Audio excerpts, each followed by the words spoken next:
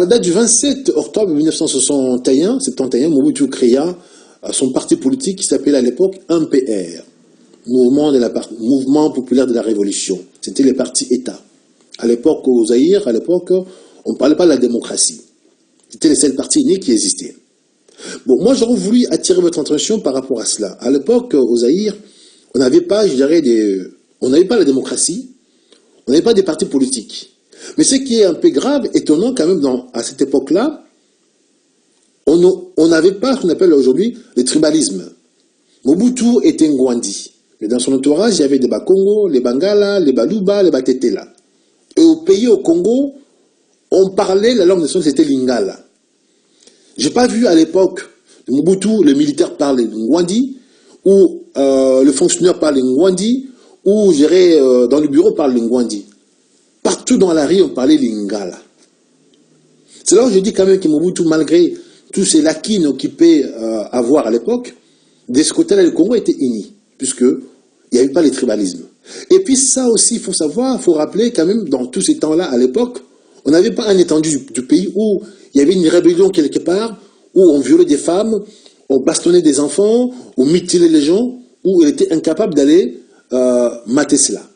Donc on a vécu pendant tout ce temps quand même, je dirais, étant ignorant, mais il n'y avait pas du tout toutes ces rébellions, il n'y avait pas ces massacres, il n'y avait pas ces barbaries au Congo, au Zaïre à l'époque. Le professeur, ils étaient payés, puisqu'on avait notre propre monnaie. L'école, ils étaient ouvertes. Je me rappelle bien, à l'époque, le fonctionnaire, quand ils étaient malades, leurs enfants, ils partaient à l'hôpital, ils étaient soignés. Ils avaient ce qu'on appelle à l'époque des cartes en droit, comme l'équivalent de ce qu'on appelle aujourd'hui des cartes de sécurité sociale. Donc on avait une couverture sociale à l'époque. Donc tout fonctionnaire qui travaillait, quand il était malade, ses enfants, sa famille, ils étaient traités, soignés par l'État. Et puis à l'époque, le maître, le professeur, ils étaient payés, puisque on avait notre propre monnaie. Peu importe ce qu'on peut dire par rapport à cet argent, mais un pays qui avait sa propre monnaie, c'était carrément l'indépendance.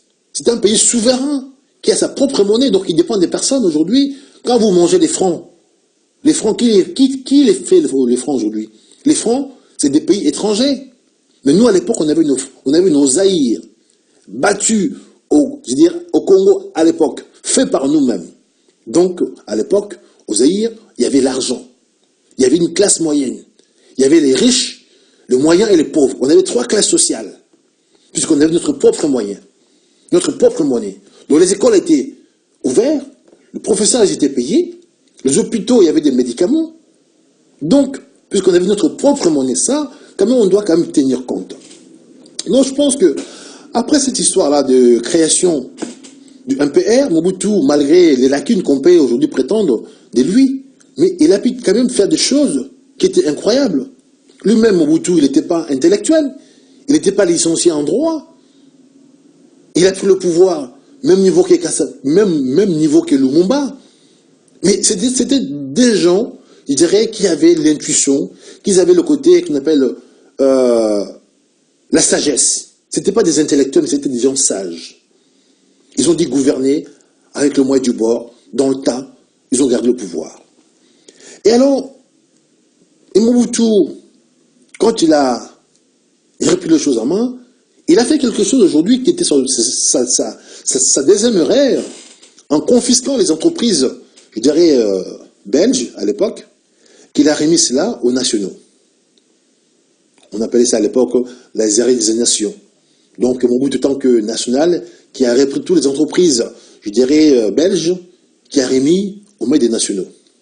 Sachant que, par son pouvoir, quand il a pris le pouvoir, il a été soutenu par les Belges et les Américains. Et lui, quand il a pris le pouvoir, il a doublé encore le Belge. Donc Mobutu, dans son parcours, il a doublé Lumumba et Kasavubu, il a doublé les Belges et les Américains, puisque quand il a pris le pouvoir, il a confisqué leurs entreprises, il a donné aux Congolais nationaux. Donc c'est comme c'était un type malin. Malgré ses péripéties quand même, il était malin puisqu'il a pu quand même s'en sortir dans tous ces merdiers qu'il était. Donc par rapport à sa deuxième erreur, qu'il a coûté un peu des soucis.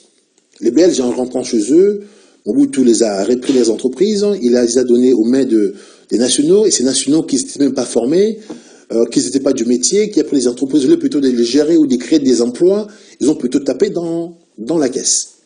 Donc du coup, il n'y a pas eu la continuité. Et le Belge, pour se venger, qu'ils ont créé en 1977, je dirais un putsch au niveau des Katanga. Mobutu, pour pouvoir les mater, ces putsch au Katanga, il a dit faire intervenir les Français. Puisque le Congo à l'époque était un pays, je dirais, colonial belge. Il devait plutôt appeler les Belges pour gérer et les aider. Mais comme avec les Belges, déjà, ils étaient en conflit, vu qu'il les a renvoyés chez eux, il les a pris les entreprises, donc, comme ils étaient malins, donc du coup, il a couru chez les Français. Et les Français, comme ils avaient aussi des intérêts à prendre au Congo, ils sont venus, ils ont maté la rébellion belge, et du coup, Mobutu, il a repris le contrôle du Zaïre. Donc, dans la foulée, dans le perpétuel de Mobutu, il a eu seulement un seul rébellion, de 1965 à 1977. Et ces rébellions qui étaient créées par forces d'armée, je dirais, belges ou quelques impérialistes, et les Français qui sont venus, qui ont maté cela, avec l'appui de Giscard d'Estaing. Et donc, après ces dates-là de 1977, on n'a jamais eu de troubles au Congo. On n'a pas eu dans notre territoire un coin du pays où on violait des femmes, où on tapait les gens, ou bien on coupait les mains des gens. Alors, on a eu un problème, deuxième problème, qui s'est passé en 1994, quand il y a eu la guerre du Rwanda, et où gérait le MONUSCO à l'époque, qui demandait à Mobutu de recevoir des réfugiés rwandais, Tutsi, Hutus, pour éviter le massacre de ce peuple-là. Mobutu, sachant que le Congo, en disant que c'est un grand pays, on avait la place pour le recevoir. Il a dit recevoir plus de 100 000 réfugiés. C'était femmes, enfants et des hommes en armes. Alors, ces gens-là qui devaient peut-être les recevoir, les réfugiés, peut-être devaient les désarmer, les hommes en armes. Mais ils ont laissé rentrer dans notre territoire les femmes et les enfants, les hommes en armes chez nous. Ces hommes et des femmes qui sont rentrés en armes chez nous, ils se sont dit, ok, on va se préparer pour aller conquérir notre pays, les Rwandais, plutôt les Rwandais. Et à l'époque, le président en fonction qui était Kagame, comme il savait qu'il y avait des hommes en armes en face, qui s'y préparaient, qui s'entraînaient pour venir conquérir le pouvoir. Donc lui, il se sentait menacé. Donc il a dit créer son plan macabre, qu'aujourd'hui, de venir conquérir le Congo, et pour renverser ces hommes en armes qui étaient en face, pour conquérir son pays, faire asseoir son pouvoir au Rwanda, et avec ce qui suit aujourd'hui qu'on voit, les Congos, avec tous ces partis, des hommes en armes qui courent partout là, qu'il a créé, ça venait des Rwanda. C'est là où tous nos problèmes ont commencé. Donc moi je dirais clairement juste que Mobutu, malgré ses erreurs, il a pu quand même tenir le pays pendant 32 ans. On a été en paix, on n'avait pas de guerre, nos femmes n'étaient pas violées, nos enfants n'étaient pas bastonnés, on avait à manger, l'école était payée, les routes étaient, on n'avait pas de délestage. Malgré ses lacunes, Mobutu, il a pu gouverner pendant 32 ans. Oui, il était peut-être dictateur, oui, puisque c'était un homme qui n'était pas, je dirais, licencié en droit. C'était un militaire. Un militaire, il ne fonctionne pas comme un civil. Peut-être dans sa façon de parler, qui montrait qu'il était brutal. Oui, c'est un militaire. Mais, alors je tiens quand même aujourd'hui à dire que Mobutu, il fut malade, 97, l'entrée de l'AFDEL, et ses compagnons d'armes leur demandaient de partir puisque il pourrait